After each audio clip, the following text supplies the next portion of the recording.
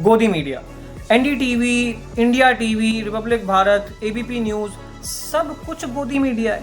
मतलब जो सरकार चाहती है, जो ये रूलिंग पार्टी चाहती है, उसी न्यूज़ को ये प्रचार प्रसारित करते हैं और पूरी तरह से जो फ्री जर्नलिज्म है वो मर चुका है। ऐसा एक नैरेटिव, एक प्रोपेगेंडा काफ़ी समय से फैलाया जा रहा है आम जनमानस में। लोगों को इस तरीके से इन्फ्लुएंस किया जा रहा है कि किस तरीके से फ्रीडम ऑफ एक्सप्रेशन पूरा ख़त्म हो चुका है। तो मैं आज उसी फ्रीडम ऑफ एक्सप्रेशन और speech in context of journalism के बारे में बात करूंगा। जब कांग्रेस के समय पर यह हुआ करता था, मैं उस समय के बारे में बात करूंगा 1982 की। 1982 में बिहार में एक बिल आया था, बिहार प्रेस बिल।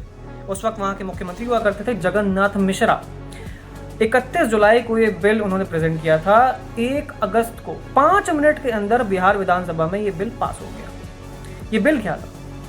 ये बिल कंट्रोल देता था स्टेट गवर्नमेंट को, वो पावर देता था जिसके ज़रिए वो मीडिया के ज़रिए प्रकाशित कंटेंट, न्यूज़ कंट्रोल कर सकते थे। किसी भी तरीके का कंटेंट जो स्कैंडलस और ग्रॉसली इनडिसेंट में कंसिडर किया करती है गवर्नमेंट, उस पर वो एक्शन ले सकते हैं। क्रिमिनल ऑफेंस के अंडर लोगों को अरेस्ट किया जा सकता है, मीडिया हाउसेस बंद किए जा सकते हैं। अब आप समझिए कि ग्रॉसली वेग टर्म्स हैं ये। इन शब्दों के अंदर आप किसी भी तरीके के स्कैंडल्स को, रेप्स को, कुछ भी घोटाला होता है, वो सारा कुछ इसी के अंदर कंसिडर किया जा सकता है। अगर कोई फ्री जर्नलिस्ट इसको एक्सपोज करता है तो उसको सीधा धर पकड़ के अंदर किया जा सकता है।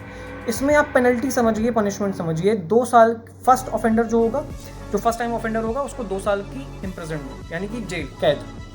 जो रिपीट ऑफेंडर्स हैं उनको 5 साल की कैद और जो भी लाजमी जुर्माना हुआ। पर यहाँ पर आप अंडरलाइन जो फैक्टर आप ये समझिए कि अरेस्ट जो होगा उसके लिए वारंट की ज़रूरत नहीं है, and the arrest will be cognizable and non bailable arrest. तो आपकी जो बेल होगी, जो बेल का ट्रायल होगा, वो एग्जीक्यूटिव मजिस्ट्रेट के अंडर होगा, जुडिशियल मजिस्ट्रेट नहीं।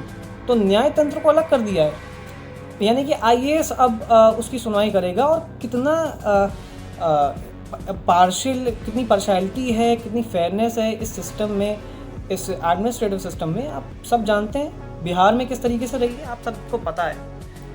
इस तरीके से पूरे सिस्टम को हाईजैक किया गया था, प्रजातंत्र को, न्याय तंत्र को, पूरी प्रशासन तंत्र को पूरा हाईजैक करके इस तरीके का बिल लाया गया था ताकि पूरी तरह से प्रेस की फ्रीडम को पूरी तरीके से ख़त्म कर दिया, नस्तो नाबूद कर दिया।